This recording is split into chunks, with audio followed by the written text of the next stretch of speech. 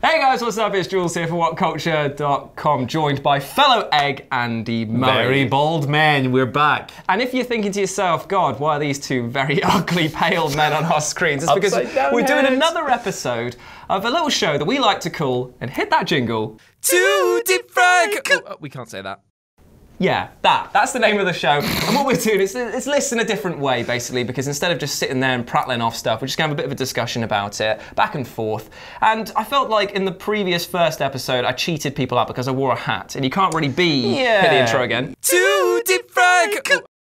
Performative nerd weirdness. Here's a dog. You don't really get the full extent of this kind of physical resemblance when one of them is covered up with a hat. So, you know, two eggs sitting on chairs, but to talk about some wrestling. And because it is the month of love, more specifically the day of love, the official corporate day of love, we're talking about romances, or more specifically about bromances within the WWE. So what we're going to do today is list 10 of the best, and we have some quite notable ones here in the office that we can draw examples from, like... You surely do. Josh Brown and his love of hairspray. James Hunt and his 5 cars. And also people's wives. and just, you know, just to put it into context, people like Matt Riddle and his bromance with their not cigarettes. Anyway, our bromance is so strong we can do this. And it's only slightly painful and creepy. It's not even weird. But let's kick this list off then. You're going to do the evens, I'm going to be very odds. So let's crack on with that, yeah? Gang member. So straight in at number 10, we have one from NXT from back in the day. Jason Jordan, remember him, and Chad Gable, of course. American Alpha. What a tag team. They were brilliant. Of course, they came together in a storyline down in NXT where Jason Jordan, his tag team with Ty Dillinger, had kind of gone the way of the dodo. He was looking for a new partner and he spent weeks and weeks looking for the right guy. And eventually this annoying little twat named Chad Gable started pestering himself backstage with his goofy little towel and being ready, willing, and Gable. And he was just the most endearing little snot I have seen in wrestling in a long time. Very, very early era Kurt Angle vibes. Very strong from Gable, not just because he's an Olympian. He was just a lovely boy. It's almost like he should have been his son in the Angle. Yeah, it's kind of weird that, isn't it? It's almost like that was possibly set up and then dropped and changed, and then all of a sudden Jason Jordan took on all of the negative qualities of being an annoying little sort of suck-up. Yeah, and being quite bad at it. But anyway, American Alpha's formation, one of the best storylines in NXT history, I think. Whoa. Like, the way they eventually bonded, and then the build-up to them winning the tag team title and having all these great matches with the Revival. And then they got to the main roster and they kind of died, but the dynamic between them was always bags of fun. Yeah, very, very true. Very, very true. I cannot disagree with that in the slightest. But let's talk about people who did have a big, big disagreement to start with, and that is Vince McMahon, good old Vinnie Mac, the walnut-chested, mad pole biter that is the chairman of the WWE.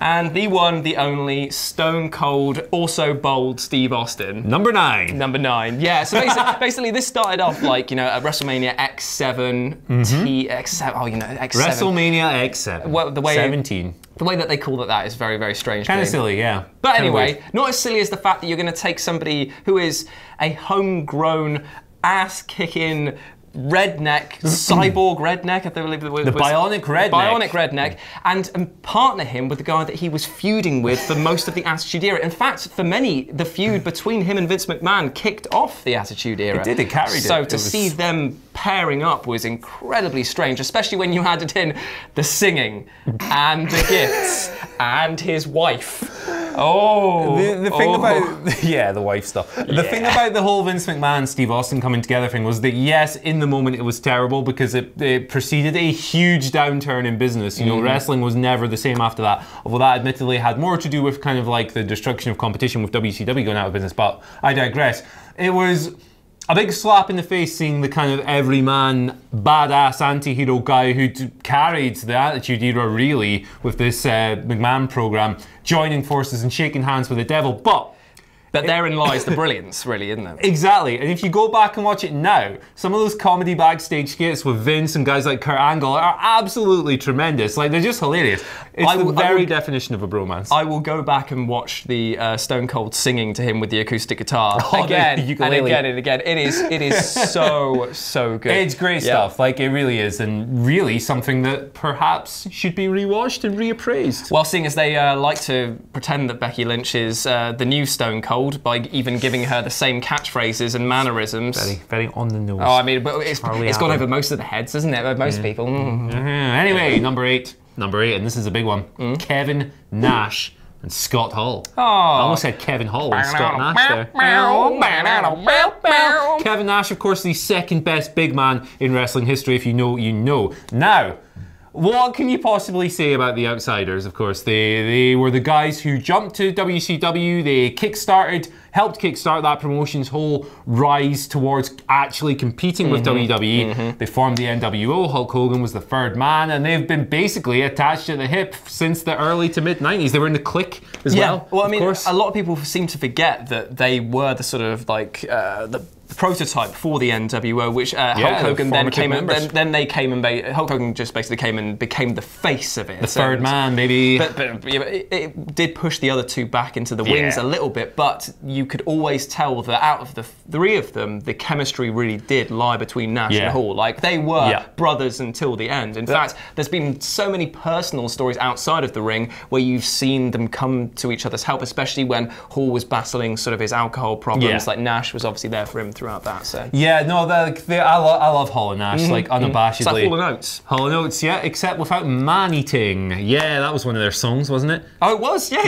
that was actually good. I mean, I made that just because it was a thing. I didn't actually know. A couple of backstage politicians, of course, Hall and Nash, but they worked the business for every last drop. I just love them. They had such banter, they had such chemistry. They were a couple of cheeky little scamps. Indeed they were. And speaking of two cheeky little scamps, I mean, the next pair at number 7 is Billy and Chuck Palumbo. Billy and Chuck. Now, this is the thing. Billy Gunn, he was kind of floundering for relevancy back in the early 2000s.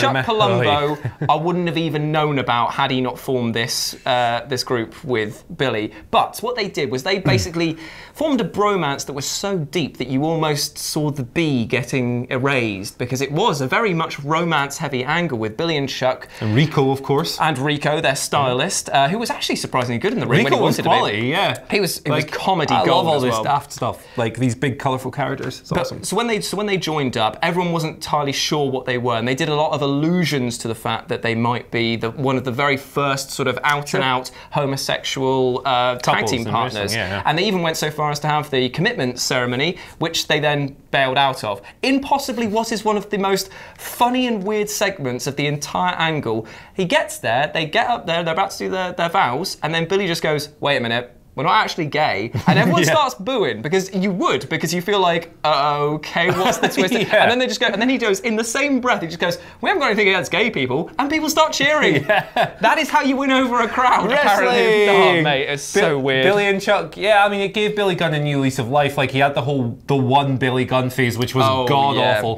Chuck Palumbo, he was a product of the WCW power plant. He didn't really do anything after joining the promotion. Like, when everyone else got signed, he was just kind of like this big muscly dude, like Sean O'Hare and Mark Jindrak and all these. Like, they were just interchangeable. And this at least gave him something to do. Well, it not only nice hair, Chuck Palumbo. That's very, very true. And it also meant that because they worked well together, they had just good chemistry in the ring. They actually were voted, I think it was IPW's best tag team of 2002. Okay. And when you consider, I mean, the division was in a bit of a state at that time, but still, you know, that's still an it's mad that winning that in 2002 after, like, the Dudleys and the Hardys and Edge and Christian heyday. But we've got another one here at number 6, another tag team. They only held the tag titles for 22 days.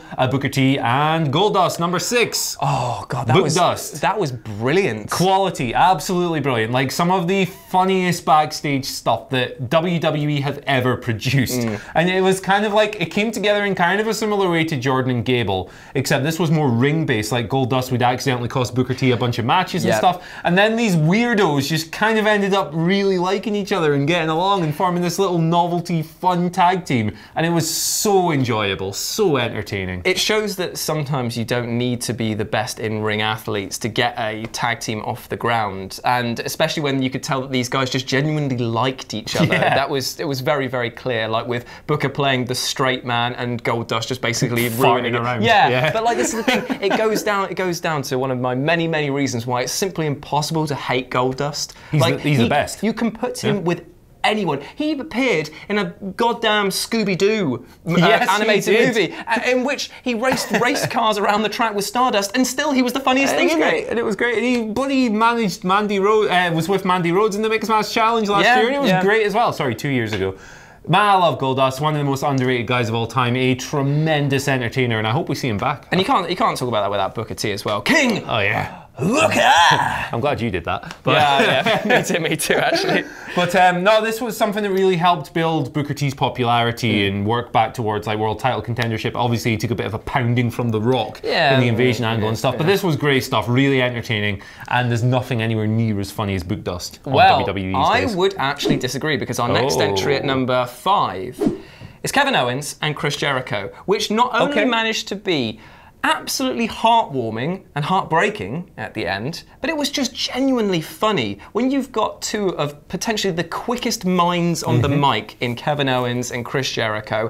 And Chris Jericho, with his proven pedigree of being able to just control a room, now whether or not he's a face or a heel, it was a perfect pairing. And it came about because of the fact that I was quizzing the Dudley boys about this, and they were just like, yeah, but you realise that these two partnered up because they literally had nothing to do with them, and they just got thrown together into a programme at the end of 2016 or whatever it was. That's right. And then the Festival of Friendship that came from that, and the list of Jericho being used, and talking about the best friends gimmick, it was absolutely brilliant. Yeah, it's one of the best examples of two performers getting lemons and making lemonade, and also probably one of the best storylines WWE have told in the past 5 years, maybe even 10. Like, this stuff was so good. The chemistry just dripped off them. They were hilarious, like mocking Tom Phillips and stuff. They have so many little moments within segments that didn't really do anything, where they were just bantering back and forth and like rinsing on people and stuff. And then of course the Festival of Friendship, when Jericho gets the list and he's like, why's my name on the list? Bang, the whole thing popping off. People were saying that that was akin to the Shawn Michaels, Marty Jannetty, the barbershop section, and you can totally see that that is, for this generation at least, the most powerful breakup possibly since The Shield. So I find it hard to argue with that, really. Like, it was tremendous stuff. The festival was awesome. The feud after it, perhaps not so much. I could have done without that. To be honest, actually, it's another reason why I hate Fozzy, because it was only happened because of the fact that he wanted to go on tour with them. I'll tell you why I hate Fozzy. Because they're very bad. Anyway, number 4. Paul Heyman.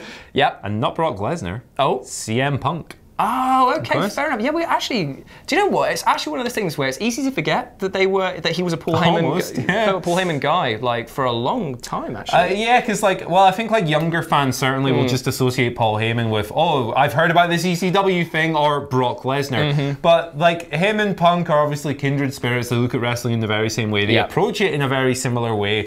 Punk's rise to prominence in WWE was through ECW, but let's not talk about WWE ECW. Obviously, they had a lot of great moments together, and the time they mocked The Undertaker for Paul Bearer's death.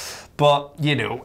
I mean, I would say that it's a shocking thing to see the WWE use death for cheap heat, but it isn't at all a shocking tactic for them to do. But no, they were always great together, Heyman and Punk. Like, some of my favourite Punk years ever, I think. The only thing that I'd say is that the only reason this bromance worked so well for them is because both men are great at talking. Whereas you could never say that there is a good bromance between Brock Lesnar and Paul Heyman. Like, there is a distinct divide. They may be like partnerships but only on paper, if you know what I mean. There's no love in that. I think, like, I think I agree from you. I agree with you from a kayfabe standpoint. Like, you can't imagine those two sitting in a bar as characters. But you know, outside of work, they're good pals outside and stuff.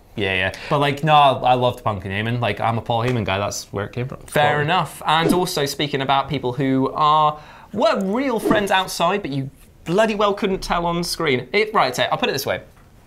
If I took a chair and I smashed you in your perfectly spherical head 16 to 17 times in front of your crying family, we probably wouldn't go for drinks afterwards, would we? Probably not, no. But I might be dead. Yeah, you might be dead. You might be dead. Yeah, wrestling, don't try this at home. But that is exactly the sort of feud that began with The Rock and Mankind, which are in at number 3. And they became the Rock and Sock connection, which is arguably one of the most enjoyable sections that was on TV at that time. And the best thing about it is that not only did it come from the ashes of pure vitriol, developed in the most natural way possible. It wasn't just The Rock just being like, The Rock is happy to be here with mankind. It was like, The Rock thinks you're a piece of crap. It grew, and it took time, and that's what the WWE used to allow things to do. They didn't just say, this is a good guy, this is a good guy, they are together now, you must like it and buy the merchandise. They were just like, look, just go with what the crowd wants. Yeah, exactly. And Rock and Sock is like one of, well, probably the best odd couple tag team of all time. Oh, there's a list in that. There is, 100%. We'll see you back for that one, brother. Scrooge McDuckin. But yeah, no, like, there's not really much more you can say. Like, two of the most beloved WWE performers of all time, two guys with awesome on-screen chemistry again. Obviously, the chair shot match was very tough to watch, especially today, knowing what we know about concussions and stuff. Oh, yeah. But Rock and Sock was fantastic. It was like two guys who had absolutely no business being so great together, and that's the essence of an odd couple. Great men, trademark. Anyway, we got two more? We got two more, baby, and in at number 2 we have Triple H and Shawn Michaels. How can you have this list without those guys? I mean, they did inflict one of the worst matches of all time upon us, the Super Showdown, but we won't talk about that. Yeah, these guys have been creating all kinds of chaos together for decades, whether it's backstage, in the ring. They're just attached at the hip. They are. I mean, you can't have one without the other. All these embarrassing Dad's DX reunions and stuff. Doesn't matter. Like, the stuff they were doing in their heyday is absolutely seminal. Like DX invading goddamn WCW, all this fun stuff. When they did the dress up where he dressed up as Vince McMahon and then Shawn dressed up as somebody else, I can't remember. They did like Shane and Vince. That was it. Yeah, that was it. And then they dumped the poop on them. That was like I was quite young when that was on, and I was just like, this is actually one of the few WWE segments that I'm finding funny, and it's because of the fact that they were doing what most WWE fans want them to do with the product today, which is just laugh at yourself. Stop taking everything so seriously. You know what I mean? Like, which is quite weird given how Triple H's career has panned out since, right? I know. Like, I was talking to Sidgwick actually earlier on about Triple H, and just talking about how you could go from somebody who was so controlling and so desperate to protect his position and his friend's position by any means possible, to helping usher in the next generation of superstars in NXT. Like, he's always there for his little Instagram photo, isn't he? He's able to change. That's always good. Snapper. But speaking of snaps, let's finish with a quick 5-second pose, because 1, 2, 3, 4, 5. Because... Oh, it's done. Oh, we're doing that, are we? Yeah, should we do that one? Hey, Bandito. I always get them in my mouth. I'm not really good at it. Anyway, Edge and Christian in at number 1. Boys. The bromance that literally started with them as brothers, and then they were cousins, and then they were friends, and then they were dads, and now they're lads. Can you have a bromance with your brother? I mean, you can, but there are laws against that thing in certain parts of the world. Yeah, it's going into AJ Styles redneck community sort of thing, isn't it? The redneck community. Redneck community. Can't put it out in the bin. Anyway, they were absolute gold, because not only were they hilarious, but they had the best possible start, because we get to talk about your favourite boy, Gangrel, and the Brood, because obviously they were an instrumental part of the Brood when that started kicking up, and not only were the amazingly fluffy, like loose-fitting shirts just absolutely choice. Little vampires in training gimmick. But the heel turn, as it were, on them when they betrayed Gangrel and left him to drown in the seas of obscurity and also blood. That kick-started their move up onto the main roster in the tag division to go against the Hardys, the Dudleys, and, you know, basically etched their faces on the Mount Rushmore of that division at that time. I mean, basically what Edge and Christian did in separating from the Brood was, much like myself in my teenage years, they decided they didn't want to be smelly little goths anymore, and they improved their lives. They upgraded. And they became one of the most charismatic duos, perhaps, of all time. I used to love these guys, even though I was a kid when they were in their pomp, and even though you were supposed to hate the devilish heels, they were just such preposterous bellends that I loved them. I adored them. The 5-second poses, the Los Conquistadors face, and of course, giant hats, kazoos, just a bunch of idiots, man. But they were so entertaining, and of course, all those great matches with the Hardys and the Dudleys.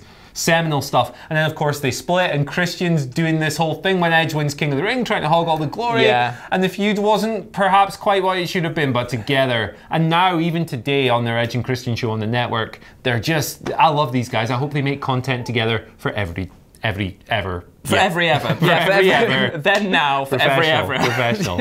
But the thing is, there couldn't have been a better way to sort of highlight their bromance, as it were, than by Christian inducting Edge into the Hall of Fame. Yeah. Like, that was the best possible way that it could have, the only possible way that it could have been handled. Consummated. Like shagging. Yes. And one day, hopefully, Edge will induct Christian. Yeah, fingers crossed. Where's his peeps, you know? But yeah, there we go. Those were 10 of the best WWE bromances. I'd like to thank you, my bro, and my mance. Is a mance a thing? Yeah. Bromances sounds like somebody who casts spells. Bromancers. Terrible, terrible end to this bizarre list. We should have written a script. Yeah, we should. Definitely not going ad hoc next time. But anyway, thank you so much for joining us, and I hope that you've enjoyed another episode of Too Deep Fried. Oh yeah, that's gonna stick. That's disgusting. But anyway, already sick of it. As always, I am Jules, and you can follow me at RetroJ with a 0 over on Twitter. And I'm Andy Murray, and you can follow me over at Andy H Murray on Twitter. Let us know what you thought about this down in the comment section below. As any other bromances that we may have missed. There might be one developing on screen right now, right in front of your noses. So let us know about that down below. But until next time, you lovely, lovely people. They're not lovely. How dare you? Well, this bromance is over. Anyway, speak to you soon.